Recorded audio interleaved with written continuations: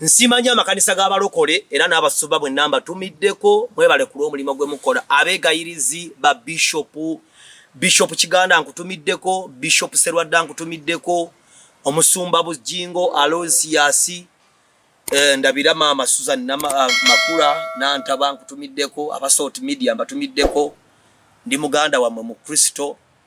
Ntumiddeko omusumba Kayanja ne mukyala we Pastor Namutebi, Pastor Buncho, Pastor Sarah Mikisa, omusumba Bankuvoso Giruga, Jerry agenda balaga ekifaananyi kyawo, Pastor Asha Mikisa, Pastor Victor, waliwo omusumba Mukutulanjegere, waliwo Pastor Bugembe, Pastor Wilson Bugembe nkulamusizaako, waliwo abali ebweru w'eggwanga nga mukulu wange mu industry, Judith Babirye, Pastor Twina, waliwo Pastor Tom webale omulimu gwokola, waliwo omusumba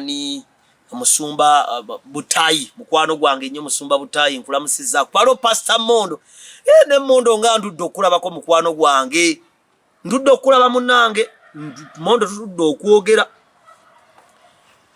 Abalokole Musumba Sala agamba bwati, Jerry agenda kumubalaga nti abalokole bagenda kuvaamu ekidiini ekitategeerekeka, buli muntu kyagenda okwewuunya, kubanga era obulokozi buzze bw'evolvinga.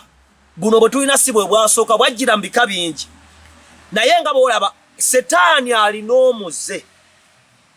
Musumba Sala agamba nti abalokole baayiga Katonda ne bagaana okuyiga Setaani, era abalokole bamala obudde bwabwe bungi mu Bayibuli ne batamala budde nga beefumiitiza ku nkola za Setaani. Kati bwe zijja n'abakuba, kubanga tebamanyi sayidi B, bamanyi sayidi A. Kyokka ati bw'osoma Genesis omuti gwaliko okumanya obulungi n'obubi. Kati abalokole tebatula mu sayidi ndala kukola kigambo kye bayita balance. Ensi etambulira ku balance. Katonda akyawa minzaani ey'obulimba. Minzaani ya mu Bayibuli, oteeka eno ejjinja n'oteeka eno ebinyeebwa. Wabaawo ekibala ekigira bwe kiti nga tutula evolinga paka lwe bikola bitya. Nze nsabira ku Voso Giruga ewa Musumba Sala Mikisa, ndi musajja mulokole, masaji mukolera ku Supermania wali Entinda oba ku Freedom City. Mukwano gwange bamuta Masemba Aloysius alina company bagiyita Balutunku Builders and Innovators. Buli kyoyagala eky'ebyokuzimba nga tebakubye mukubire, nze mu recommendinze Home Connect Properties. Miss Kigundo mukwano gwange nnyo, President Museveni gwe mpagira kuba yali mu buyinza ate yampeerera. Sijja genda mu Geyeena kwa Musumba Sala yatugamba tasumba muntu agenda mu Geyeena, era wato unagenda mu Geyeena ng'ofuluma ekkanisa ng'ogenda, itaagala nonsense, tewali amusasula era na kyakwetaaza abuulira njiri. Abalokole bagenda okuvaamu ekidiini, kubanga ekintu kyonna eky'obwakatonda ekikolebwa ekitaliimu Mwoyo Mutukuvu with time kifuuka eddiini. Ekyokulabirako ekisooka, tuli kkanisa eyagala Israel, era olwaliro Mukama atuwadde ekisa tulina C4I ekulemberwa Pastor Victor, Pastor Sarah, Pastor Asha. C4I, Christians for Israel. Naye omanyi abalokole abasiriwalidde mu Isirayiri, kubanga bagendayo ate nga baali bakatuliki. Jjukira obuswa bw'obukatuliki bulwawo okuggwa mu muntu.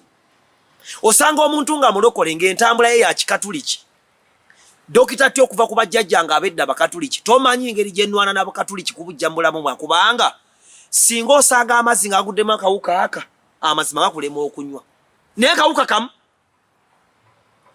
amazzi gano makyafu kubanga mwaguddemu akaswera. Obulokozi bwe bugwamu akantu katono bwe kati buba buli contaminated. Abantu aboononekedde mu Isirayiri, era bw'ogenda mu Israel nga togenze purely led by the Holy Spirit, you are going to become religious.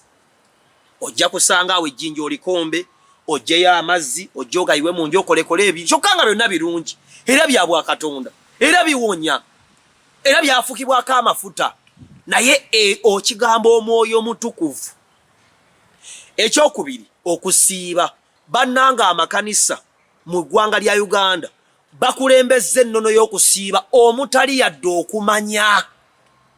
Ye Katonda yagamba abaana ba Isirayiri, mwasiiba emyaka 7, nze saabiriimu. Musumba Sala atero kyogera nteebereza omuntu okusiiba emyaka 7. Abalokole musiiba. N'omubuuza gwe osiibira ki? Era osiiba otya? Era okusiiba kye ki? When you cannot describe, because there is explanation, there is mentioning, there is listing, there is explaining. Sijerega makanisa.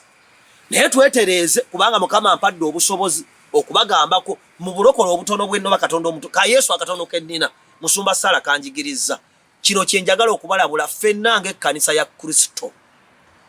Dokita Tyakwagala yagwa ku kanisa nze siri nswera nti ngwa kubbwa. Dokita Tyakwagala yagwa ku kanisa. Okusiiba Katonda kwe yalagira kuba yakiga ndi kuno kwe kusiiba kwe nalagira nga musiiba mukola emirimu gyammwe. Oli musumba olangiridde okusiiba kwa nnakwana. Kyokka abantu boogamba okusiiba bakola. Omuntu n'akeera mu ttawuni mu Owino n'agenda n'akola abantu baleekaana avumya ono avumya oli n'akomawo ekawungeezi tasomye Bayibuli tasabye. Kyokka okusiiba kugaba tugattako n'ebikolwa byaffe. Talina mulimo gwonna gwakoze gwebweru kuteekateeka kusiiba kwe kubeere nga kurisiivingi wa Katonda. Tafunye budde busaba tafunye budde bwenenya najja amalako ennaku 40 n'akeera ku makya n'alya ddaaku n'atikka olubuto ne lujjula n'ayingira ttawuni bali mu kusiiba tuli mu kusiiba 40 days bw'abuulira bali bw'osiiba tobuulira balala batalimu ne bw'aba mulokole munno si kirungi nga nasiibye nsobola okubeerawo nga nasiibye nga tomanyi kubanga okusiiba kweyawula ennono y'okusiiba is consecration and separation weeyawula omuntu ayawulibwako waakiri ekkanisa esiiba ennaku 2 nga zaakweyawulako okusinga okusiiba ennaku 40 ezitaliimu makulu. Abantu tebafuna budde busaba. Tulina gye twagendako ne musumba Sala okubuulira enjiri ng'abantu baasiibye ne tujja essaawa 11 ffe twabasookawo ne bava okukola naye nga baasiibye tebasabye tebasomye Bayibuli tebalina gwe bawadde tebalina gwe bagabidde. Kati Abasiraamu ne bajja basiiba ne bafumba emmere buli muntu n'alya ne bakola community work ne bagaba Katonda waabwe kuba Katonda tali omu Katonda waabwe Allah n'abakolera abalokola abakkiriza Kristo omwana wa Katonda omulamu eyakka emagombe n'awangula n'abaamasaza amanya abalokole bakootinga ebyawandiika ebitabakolera ne batafunamu yadde 10 n'eki ne bavaamu nga banaku musumba Sala n'agamba ne bavaamu nga balwadde alusa baba akamala ennaku 4 omusumba n'ayimira ku kituuti nangiridde 7 ne baziyingira ne bakola akatogo. Nova mu kusiiba ng'oli mwenze emirundi 5 nova mu kusiiba ez'ensozi kati concept ezisinga ne zoononekera mu nkola y'obutamanya kuba tezirimu mwoyo mutukuvu.